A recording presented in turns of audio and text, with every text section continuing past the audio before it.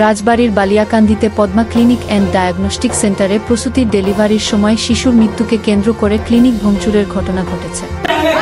শিশুর মৃত্যুর ঘটনায় ক্লিনিক মালিক অসিত সরকারকে বালিয়াকান্দি থানায় নিয়ে যাওয়া হয়। পরে উভয় পক্ষের মধ্যে মীমাংসা করে ছেড়ে দেন। শিশুটির পিতা উপজেলার নবাবপুর ইউনিয়নের জিয়েলগাড়ি গ্রামের ইমরান মণ্ডল বলেন, গত বৃহস্পতিবার রাত 11টায় নিরাপদ ডেলিভারি করানোর জন্য তার স্ত্রী জলি বেগমকে নিয়ে বালিয়াকান্দি তালপট্রিতে অবস্থিত পদ্মা ক্লিনিকে আসেন। ক্লিনিক মালিক অসিত সরকারের সাথে 12,000 টাকায় ডেলিভারি চুক্তিতে ভর্তি করান।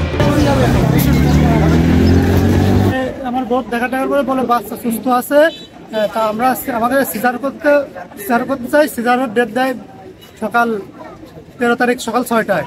এর মধ্যে একজন নার্স আছে, খবর নিয়ে একজন আয়া, সে পুরো নার্স না, সে এসে 5 মিনিটের জন্য দেখার জন্য ভিতরে নিয়ে যেয়ে 3 ঘন্টা যাবো তোমার বোর উপর অন্যের অত্যাচার করে তারপরে নর্মাল ডেলিভারি করে সাইড কেটে আমার বাচ্চাটা মেরে ফেলার পর আমাদের হাতে সেই মরা বাচ্চার জায়গা ওরা আমাদের অ্যাম্বুলেন্স আনতে বলছে, ফরিদপুর নিয়ে যেতে বলছে, কিন্তু কোন হসপিটাল যাবো তারা আমাদের এইটা বলে নাই, ছাড়পত্র দেয় নাই। ফরিদপুর নিয়ে যাওয়ার পথে ফরিদপুর নিয়ে গেছি, নিয়ে যায় আমরা ওখানে শিশু হাসপাতালে ভর্তি করা হয়েছি। শিশু হাসপাতালে বড় ডাক্তার দেখে বলে যে বাচ্চা মৃত।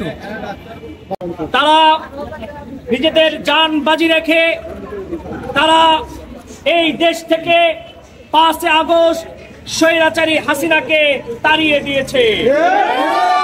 আমি বলতে চাই, আমাদের চিকিৎসা খাতেও এখনো হাসিনার মতো কিছু স্বৈরাচাররা বসে আছে।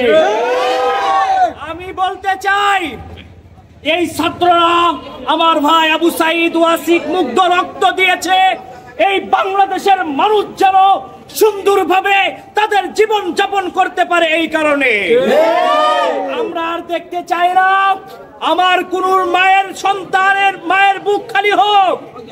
আমরা দেখেছি গত 12 ডিসেম্বর এই পদ্মা ডায়াগনস্টিক সেন্টারে একজন মায়ের সন্তানকে তারা চিকিৎসার ভুলের কারণে ডাক্তার না থেকে কিছু নামধারী নার্স দিয়ে তাকে সিজার করাইতে যে সেই বাচ্চাকে দুনিয়ার থেকে তারা সরিয়ে দিয়েছে। আপনারা জানেন, আমরা সিভিল সার্জনের সঙ্গে কথা বলেছি। সিভিল সার্জন বলেছে, তোমরা বৈষম্য বিরোধী ছাত্র আন্দোলন এখানে যাও, যে পরিস্থিতি দেখো। আমরা পরিস্থিতি দেখেছি, শুনেছি, শোনার পরে যতটুকু বুঝতে পেরেছি এই জায়গায় যে চিকিৎসা এতদিন দিয়েছে সব ছিল ভুল ট্রিটমেন্ট, তার ছিল না, ছিল সব নামদারি 8-5 পাস করা ডাক্তার। আমরা আজকে এখানে ঘোষণা দিয়ে যাচ্ছি, আজকে এইখানে আমরা এই পদ্মা ডায়াগনস্টিক সেন্টারে যে যারা চিকিৎসাধীন আছে তাদেরকে আমরা আধা ঘন্টা টাইম দিচ্ছি। এর মধ্যে এদেরকে এখান থেকে সরিয়ে নেওয়া হবে, তারপরে আমরা পদ্মা ডায়াগনস্টিক সেন্টারকে তালাবদ্ধ করে দিয়ে যাব। জানেন আপনারা, গত 5 আগস্ট স্বৈরাচার শেখ হাসিনাকে আমরা বাংলাদেশ থেকে দুর্নীতির কারণে আমরা তাকে বিতাড়িত করছি। আমরা বারবার রক্ত দিয়েছি। আজ চিকিৎসা স্বাস্থ্য যেখানে একজন প্রসূতি মায়ের জন্য সুন্দর চিকিৎসা দেওয়ার জন্য থাকবে ডাক্তার। আজকে যে পদ্মা ডায়াগনস্টিক ক্লিনিকে আছে এইখানে কোনো ডাক্তার নাই, ভালো নার্স নাই। তারপরে গত 12 তারিখে একজন প্রসূতি মাকে তারা চিকিৎসা মানে সিজার করার নামে আটকে রেখে অপেশাদারী যারা সেবামূলক যারা কাজ করে না, যারা এখানে ম্যানেজার আয়া পরিচ্ছন্নতা কর্মী হিসাবে কাজ করে, তাদের দিয়ে নির্যাতন চালিয়ে ওই বাচ্চাকে তো মারা হয়েছে, যে মা তাকেও মুমূর্ষু অবস্থায় রাখা হয়েছে প্রথম থেকে। জি জি, আপনার ক্লিনিকে বাচ্চা মারা গেছে, ক্লিনিক ভাঙচুর এবং থানায় মীমাংসা, এই টোটালটা বলবেন। আচ্ছা, এখন বিষয়টা হলো যেদিন রোগী আসে রাত বাজে 11:30-12টা।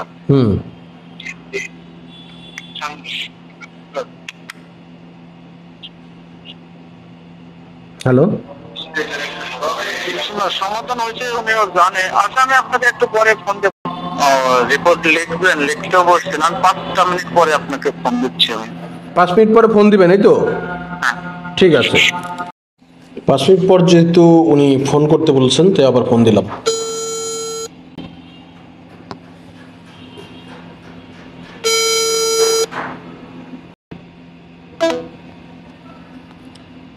উনি পরবর্তীতে উনি আর ফোনও করেননি এবং আমি আবার ফোন করলাম, রিসিভ করে নাই। উভয় পক্ষ যে প্রথমে বৈষম্য ছাত্ররা আসতে এখানে আসার পর এখানে যখন গ্যাঞ্জাম হয়েছে তখন আমি তাৎক্ষণিক লোক পাঠাচ্ছি, আমি নিজে গেছি।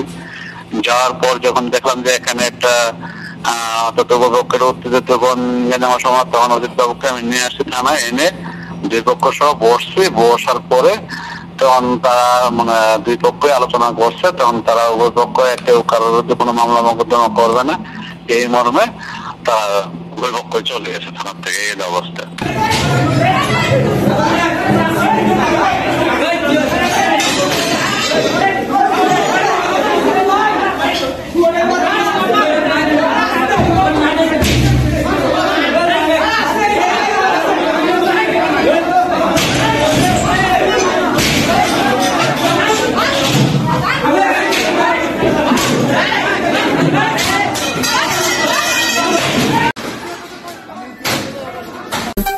রাজবাড়ী জার্নাল সবার কথা বলে।